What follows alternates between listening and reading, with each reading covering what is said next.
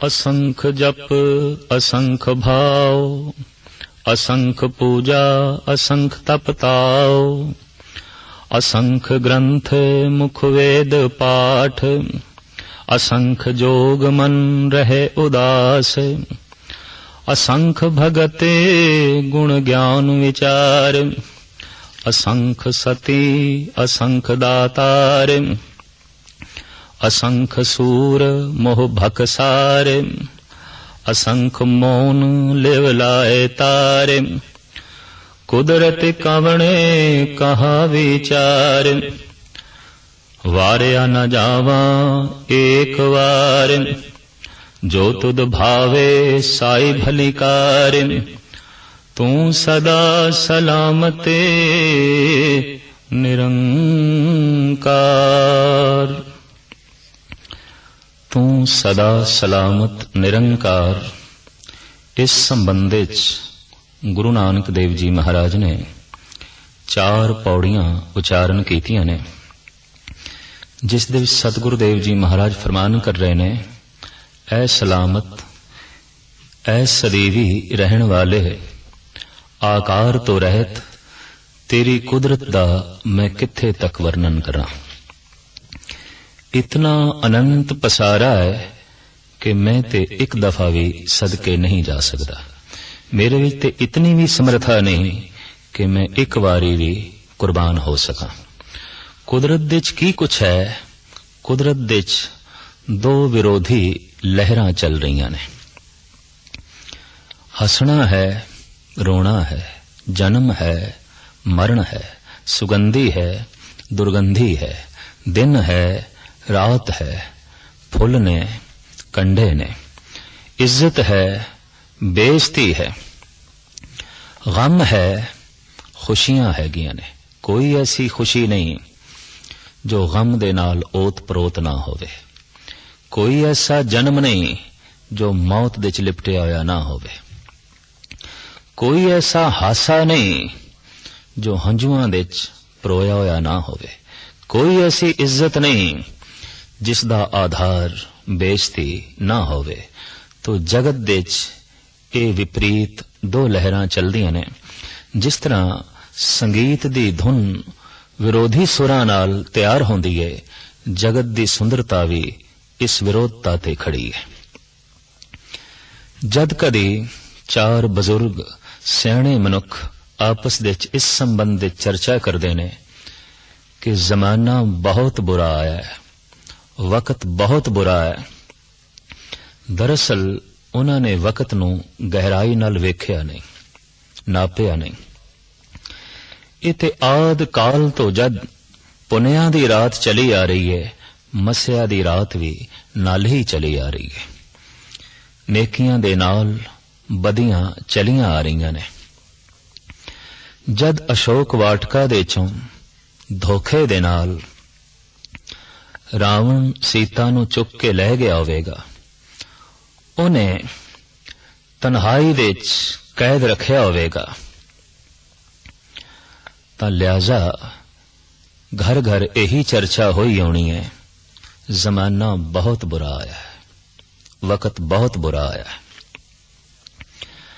दुर्योधन दुशासन दी सभा दे च जद द्रौपदी नूं नगन कीता जा रहा होना है, तां हर एक दी रसना तो ये वाक निकले होने ने कि वक्त बहुत बुरा है, जमाना बहुत बुरा है।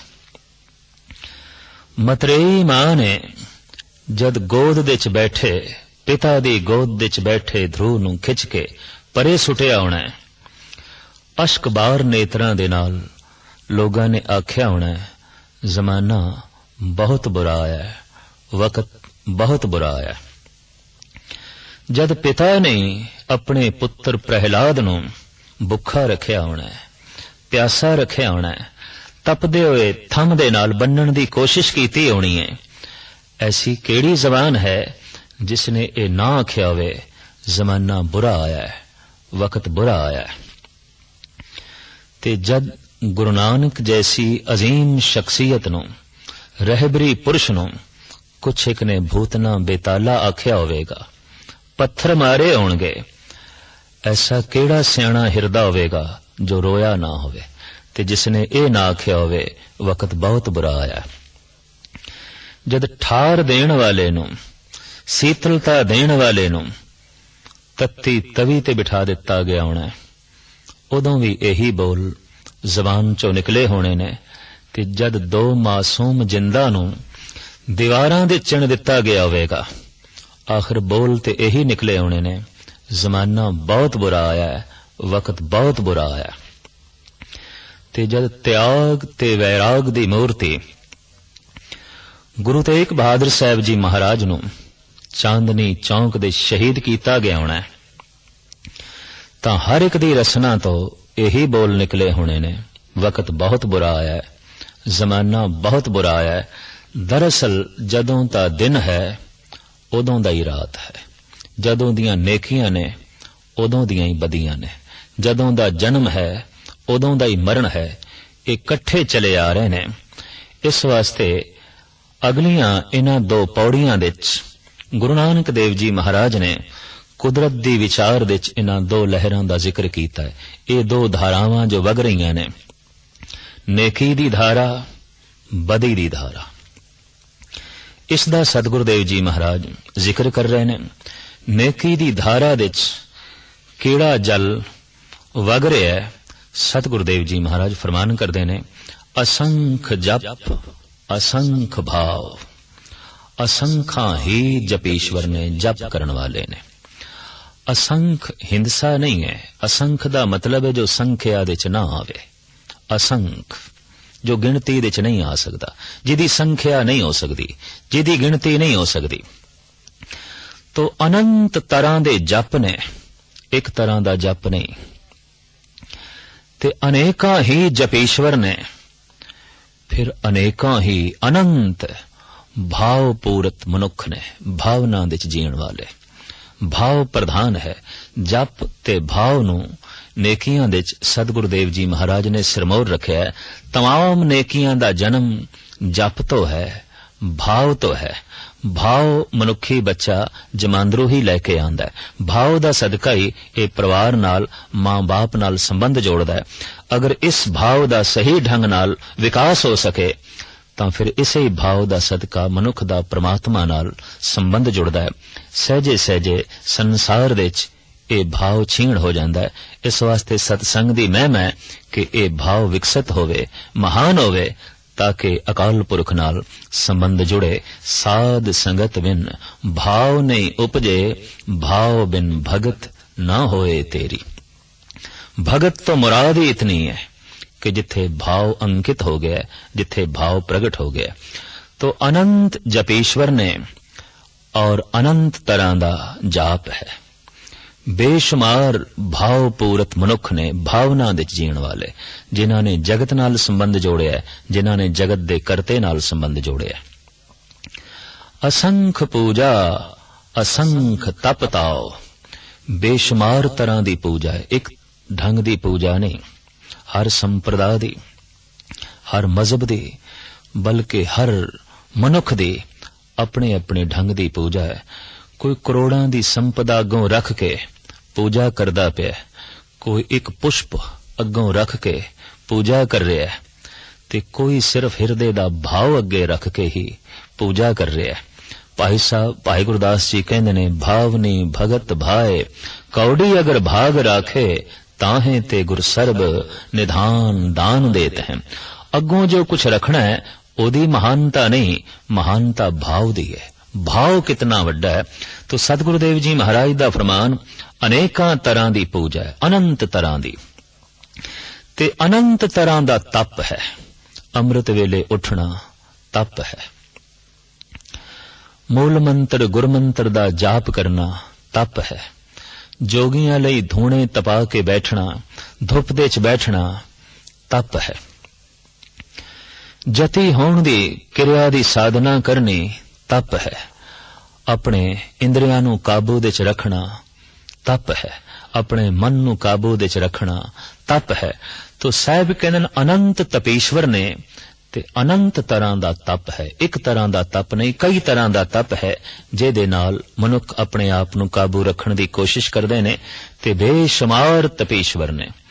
ਅਸੰਖ ਗ੍ਰੰਥ ਮੁਖ ਵੇਦ ਪਾਠ, ਧਰਮ ਗ੍ਰੰਥ ਇੱਕ ਨਹੀਂ ਅਨੰਤ ਨੇ। ਜੁਗੋ ਜੁਗ ਪ੍ਰਭੂ ਦੀ ਕਲਾਮ, ਪ੍ਰਭੂ ਦੀ ਬਾਣੀ ਭਗਤਾਂ ਦੇ ਹਿਰਦੇ ਚੋਂ ਪ੍ਰਗਟ ਹੁੰਦੀ ਰਹੀ ਹੈ। ਖਸਮ ਦਾ ਕਲਾਮ ਅਨੰਤ ਕਾਲ ਤੋਂ ਭਗਤਾਂ ਦੇ ਅੰਤਰ ਆਤਮੇ ਚੋਂ ਬਾਹਰ ਆਉਂਦਾ ਰਿਹਾ। ਇਸ ਵਾਸਤੇ ਸਾਹਿਬ ਕਹਿੰਦੇ ਨੇ ਇੱਕ ਗ੍ਰੰਥ ਨਹੀਂ, ਅਨੰਤ ਗ੍ਰੰਥ ਨੇ, ਬੇਸ਼ੁਮਾਰ ਗ੍ਰੰਥ ਨੇ। ਅਸੀਂ ਸਿਰਫ ਇਸ ਇੱਕ ਪ੍ਰਿਥਵੀ ਨੂੰ ਹੀ ਲਈਏ, ਆਪਣੀ ਹੀ ਪ੍ਰਿਥਵੀ ਨੂੰ ਲਈਏ। ਇੱਥੇ 27 ਸਿਮਰਤੀਆਂ ਨੇ, 18 ਪੁਰਾਣ ਨੇ, 6 ਸ਼ਾਸਤਰ ਨੇ, 4 ਵੇਦ ਨੇ, 108 ਉਪਨਿਸ਼ਦਾਂ ਨੇ, ਔਰ ਇਸੇ ਪ੍ਰਿਥਵੀ ਵਿੱਚ ਤੌਰੇਤ ਹੈ, ਅੰਜੀਲ ਹੈ, ਬਾਈਬਲ ਹੈ, ਕੁਰਾਨ ਹੈ, ਫਿਰ ਗ੍ਰੰਥ ਸਿਰਮੌਰ ਸਾਹਿਬ ਗੁਰੂ ਗ੍ਰੰਥ ਸਾਹਿਬ ਜੀ ਮਹਾਰਾਜ ਨੇ, ਫਿਰ ਇਨ੍ਹਾਂ ਗ੍ਰੰਥਾਂ ਦੇ ਤੇ ਲਿਖੇ ਹੋਏ ਟੀਕੇ ਨੇ। ਭਗਤਾਂ ਦੀ ਬਾਣੀ ਹੈ, ਭਗਤਾਂ ਦੇ ਆਪਣੇ ਬੋਲ ਨੇ, ਛੋਟੇ ਛੋਟੇ ਗੁਟਕੇ ਨੇ, ਗ੍ਰੰਥ ਨੇ, ਔਰ ਇਹ ਗਿਣਨ ਲੱਗੀ ਹੈ ਤਾਂ ਪਸਾਰਾ ਇੱਕ ਪ੍ਰਿਥਵੀ ਦਾ ਵੀ ਅਨੰਤ ਬਣ ਜਾਂਦਾ ਹੈ। ਅਸੰਖ ਗ੍ਰੰਥ, ਬੇਸ਼ੁਮਾਰ ਗ੍ਰੰਥ ਨੇ ਜੋ ਗਿਣੇ ਨਹੀਂ ਜਾ ਸਕਦੇ। ਮੁਖ ਵੇਦ ਪਾਠ, ਅਸੰਖਾਂ ਹੀ ਐਸੇ ਮੁਖ ਨੇ ਜਿਨ੍ਹਾਂ ਦੀ ਰਸਨਾ ਤੋਂ, ਜਿਨ੍ਹਾਂ ਦੇ ਮੁਖ ਤੋਂ ਵਿਦਿਆ ਦਾ ਪਾਠ, ਵੇਦਾਂ ਦਾ ਪਾਠ ਜਾਰੀ ਹੈ, ਜੋ ਗਿਆਨ ਦੀ ਚਰਚਾ ਕਰ ਰਹੇ ਨੇ, ਜੋ ਪ੍ਰਭੂ ਦੀ ਚਰਚਾ ਕਰ ਰਹੇ ਨੇ। ਅਸੰਖ ਜੋਗ ਮਨ ਰਹੇ ਉਦਾਸ, ਅਨੰਤ ਨੇ ਉਹ ਜੋ ਜੋਗ ਸਾਧਨਾ ਕਰ ਰਹੇ ਨੇ। ਜੋਗ ਦਾ ਮਤਲਬ ਹੈ ਜੁੜਨ ਦੀ ਸਾਧਨਾ ਕਰ ਰਹੇ ਨੇ, ਜੋ ਪ੍ਰਮਾਤਮਾ ਨਾਲ ਜੁੜਨ ਦੀ ਕੋਸ਼ਿਸ਼ ਕਰ ਰਹੇ ਨੇ। ਐਸੇ ਜੋਗੀ ਇੱਕ ਨਹੀਂ ਅਨੰਤ ਨੇ, ਔਰ ਅਨੰਤ ਨੇ ਉਹ ਜੋ ਮਨ ਰਹੇ ਉਦਾਸ, ਮਨ ਵਿੱਚ ਉਪਰਾਮ ਰਹਿੰਦੇ ਨੇ, ਉਦਾਸ ਰਹਿੰਦੇ ਨੇ। ਦਰਅਸਲ ਜੋਗ ਦਾ ਜਨਮ ਹੀ ਉਦਾਸ ਤੋਂ ਹੈ, ਧਰਮ ਦਾ ਜਨਮ ਹੀ ਉਦਾਸ ਤੋਂ ਹੈ, ਪ੍ਰਮਾਤਮਾ ਦਾ ਮਿਲਨ ਹੀ ਉਦਾਸ ਤੋਂ ਹੈ। ਜੋ ਸੰਸਾਰ ਤੋਂ ਉਦਾਸ ਨਹੀਂ ਹੋਇਆ ਉਹ ਪ੍ਰਮਾਤਮਾ ਦੀ ਆਸਾ ਵੀ ਨਹੀਂ ਕਰ ਸਕਦਾ। ਜੋ ਸੰਸਾਰ ਤੋਂ ਉਪਰਾਮ ਨਹੀਂ ਹੋਇਆ ਉਹ ਪ੍ਰਭੂ ਦੀ ਲਗਨ ਨਾਲ ਚਰਚਾ ਵੀ ਨਹੀਂ ਕਰ ਸਕਦਾ, ਜਪ ਵੀ ਨਹੀਂ ਸਕਦਾ। ਧਰਮ ਦੀ ਸਾਧਨਾ ਸਤਸੰਗ ਮਹਿਜ਼ ਇਸ ਵਾਸਤੇ ਕਿ ਸੰਸਾਰ ਦੇ ਵਿੱਚ ਰਹਿੰਦੇ ਹੋਇਆਂ ਇਹ ਸੰਸਾਰ ਤੋਂ ਉੱਚਾ ਉੱਠੇ, ਪ੍ਰਮਾਤਮਾ ਦੀ ਇਤਨੀ ਵੱਡੀ ਮਹਿਮਾ ਉਹਦੇ ਸਾਹਮਣੇ ਰੱਖੀ ਜਾਏ ਕਿ ਸੰਸਾਰ ਤੁੱਛ ਸਾਬਤ ਹੋ ਜਾਏ, ਸੰਸਾਰ ਛੋਟਾ ਸਾਬਤ ਹੋ ਜਾਏ, ਨਿਰੰਕਾਰ ਵੱਡਾ ਸਾਬਤ ਹੋ ਜਾਏ। ਲਿਹਾਜ਼ਾ ਇਹ ਸੰਸਾਰ ਤੋਂ ਉਦਾਸ ਹੋਵੇ, ਉਪਰਾਮ ਹੋਵੇ। ਸਾਹਿਬ ਗੁਰੂ ਨਾਨਕ ਦੇਵ ਜੀ ਮਹਾਰਾਜ ਦੇ ਸੁਪੁੱਤਰ ਬਾਬਾ ਸ੍ਰੀ ਚੰਦ ਨੇ ਤੇ ਜ਼ਮੀਨ ਦੇ ਉੱਤੇ ਬਕਾਇਦਾ ਇੱਕ ਐਸਾ ਪੰਥ ਚਲਾਇਆ ਜਿਸ ਪੰਥ ਦਾ ਨਾਂ ਉਦਾਸੀ ਸੰਪਰਦਾ ਪੈ ਗਿਆ। ਉਦਾਸੀਨ ਮਹਾਤਮਾ ਅੱਜ ਵੀ ਸਾਡੇ ਦੇਸ਼ ਦੇ ਵਿੱਚ ਥਾਂ ਥਾਂ ਤੇ ਰਟਨ ਕਰਦੇ ਨੇ, ਔਰ ਇਹ ਮਹਾਨ ਵਿਦਵਾਨ ਸੰਤ ਕਾਫੀ ਸਮੇਂ ਤੋਂ ਦੇਸ਼ ਵਿੱਚ ਗੁਰਬਾਣੀ ਦਾ ਪ੍ਰਚਾਰ ਕਰਦੇ ਰਹੇ ਨੇ। ਇਸ ਪੰਥ ਦੇ ਜਨਮਦਾਤੇ ਨੇ ਉਦਾਸ ਸਿਰਮੌਰ ਬਾਬਾ ਸ੍ਰੀ ਚੰਦ। ਜੰਗਲ ਵਿੱਚ ਰਹਿਣਾ, ਰੁੱਖ ਤਲੇ ਬੈਠੇ ਰਹਿਣਾ, ਗ੍ਰਸਤ ਤੋਂ ਕਿਨਾਰਾ ਕਸ਼ੀ, ਸੰਸਾਰ ਤੋਂ ਕਿਨਾਰਾ ਕਸ਼ੀ ਬਾਬਾ ਸ੍ਰੀ ਚੰਦ ਦਾ ਇਹ ਮੁੱਖ ਭਾਵ ਸੀ। ਲੇਕਿਨ ਭਗਤ ਕਬੀਰ ਕਹਿੰਦੇ ਨੇ ਜੋ ਗ੍ਰਸਤੀ ਵੀ ਹੈ, ਬਾਲ ਬੱਚੇ ਵੀ ਨੇ, ਕਿਰਤ ਵੀ ਕਰਦਾ ਹੈ, ਸਾਰਾ ਦਿਨ ਧੰਦਾ ਵੀ ਕਰਦਾ ਹੈ ਤੇ ਉਦਾਸ ਹੈ, ਉਪਰਾਮ ਹੈ। ਐਸਾ ਜੋ ਉਦਾਸੀ ਹੈ, ਕਬੀਰ ਕਹਿੰਦੇ ਮੈਂ ਉਸ ਦਾ ਚੇਲਾ, ਮੈਂ ਉਸ ਦਾ ਦਾਸ ਹਾਂ, ਮੈਂ ਉਸ ਦਾ ਨਿਮਾਣਾ ਸੇਵਕ ਹਾਂ। ਮਾਇਆ ਮੈਂ ਜਿਸ ਰਖੇ ਉਦਾਸ, ਕਹਿਤ ਕਬੀਰ ਹਉ ਤਾਂ ਕੋ ਉਦਾਸ। ਤੋ ਸਤਿਗੁਰੂ ਦੇਵ ਜੀ ਮਹਾਰਾਜ ਦਾ ਫਰਮਾਨ, ਅਨੰਤ ਨੇ ਉਹ ਪੁਰਸ਼ ਜੋ ਮਨ ਵਿੱਚ ਉਪਰਾਮ ਰਹਿੰਦੇ ਨੇ, ਉਦਾਸ ਰਹਿੰਦੇ ਨੇ। ਧਰਮ ਦਾ ਪਹਿਲਾ ਕਦਮ ਹੀ ਹੈ ਸੰਸਾਰ ਤੋਂ ਉਦਾਸ ਰਹਿਣਾ। ਸਾਹਿਬ ਸ੍ਰੀ ਗੁਰੂ ਨਾਨਕ ਦੇਵ ਜੀ ਮਹਾਰਾਜ ਤੇ ਇਸ ਢੰਗ ਨੂੰ ਕਹਿੰਦੇ ਨੇ ਕਿ ਰਹੇ ਇਕਾਂਤ ਏਕੋ ਮਨ ਵਸਿਆ, ਆਸਾ ਮਾਏ ਨਿਰਾਸੋ।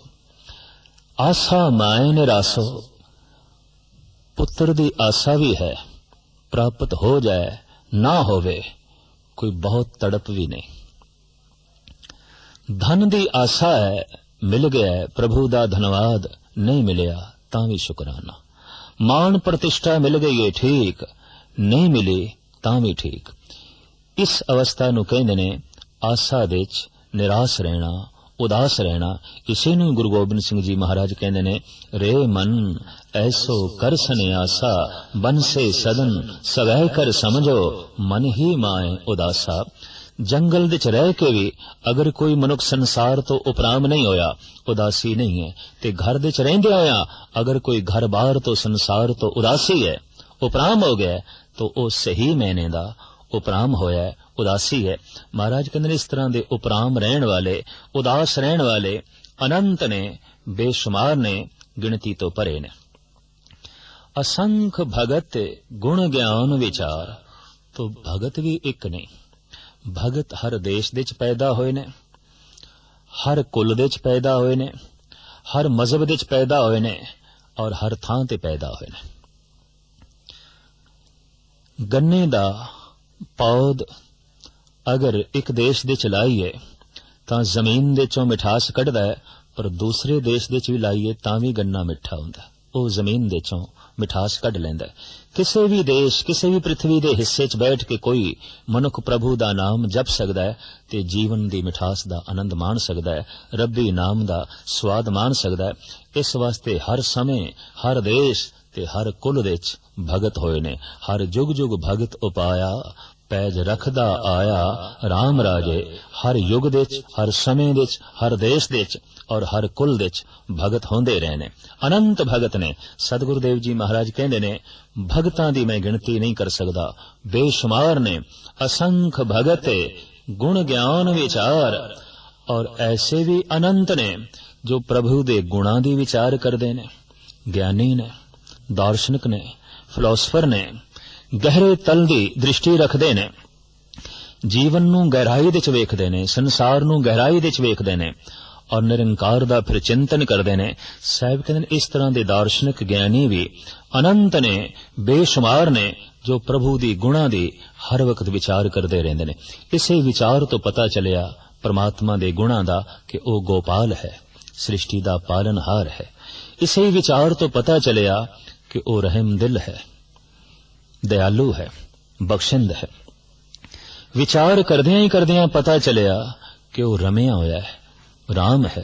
विचार करदियां ही करदियां पता चलिया कि वो मधुसूदन है, वो सत्य है, वो शिवम है, वो सुंदरम है, अत्यंत सुंदर है, सत्य सुहान सदा मन चाओ।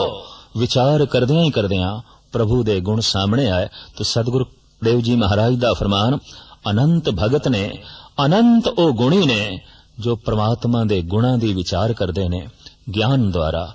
असंख सती असंख दातार, बेशुमार ने ऐसे जो गिने नहीं जा सकते।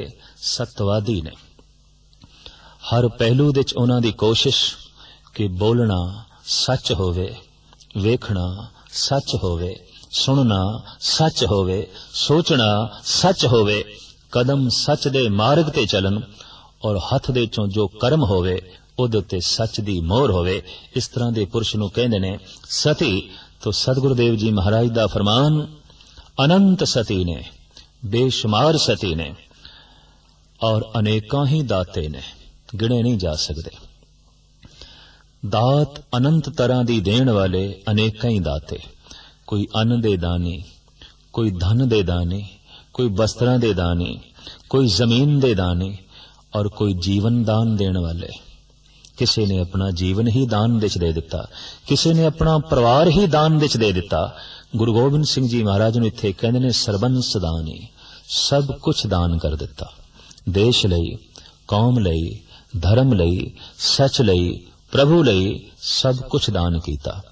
पिता दान कीता, मां दान कीती, पुत्र दान कीते, अपने सिंह दान कीते, धन संपदा दान कर दिती, महल माड़ियां दान कर दितियां, रह गई अपनी जिंदगी वो भी दान कर दिती। इस वास्ते गुरु गोबिंद सिंह जी महाराज नूं कहंदे ने सरबंस दानी, सब कुछ दे दिता, बदले विच कुछ भी नहीं मंगया। तो पातशाह दा फरमान, अनंत दाते ने, अनेकां तरह दी दात देण वाले, असंख सूर मोह भखसार। अनेकां ही ऐसे सूरमे ने जो शस्त्रां दी मार अपने मुखड़े ते सहार देने, चोट नूं सहार के भी मुंह मोड़ देने। मुंह ते मार पै गई है, मुंह ते चोट पै गई है, लेकिन सहार लईए, मुखड़ा नहीं मोड़िया। रोम रोम दे विच शस्त्र चुभे ने, खून दी धारा वग रही है, लेकिन मुख नहीं मोड़िया। साहिब कहंदे ने इस तरह दे सूरमे भी अनंत ने ते नेकियां दी इस धारा दे च सूरमिਆਂ ਨੂੰ भी साहिब गुरु नानक देव जी महाराज ने बकायदा गिणिया। असंख मौन लिव लाए तार, अनंत ने ऐसे मौनी जो एक लिव लगातार मौन धारण करके बैठे ने, चुप ही बैठे ने, बोलना ही नहीं। आम विचारक लोगों का यह मत रहा कि बोलण दे नाल मनुख की ताकत ज्यादा खारिज होंदी है, बोलदियां शक्ति ज्यादा छीण आउंदी है। बाकी इंद्रियां दे नालों बोलण करके शक्ति शरीर दी बाहर ज्यादा निकल जाती है। प्रिंसिपल गंगा सिंह दी करवाई बड़ी कीमती, बड़ी अनुभवी। वो कहंदे ने, दिल सागर सागर दे वांगर सी अत डूंगा अड़िया, ज्ञान विचार सिदक दे मोती पादाता ने घड़िया, पर ए बाण कुचज्जी मेरी बाहर बोल लुटाया, जप तप दी खट्टी ना खट्टी खाली फिर धर खड़िया।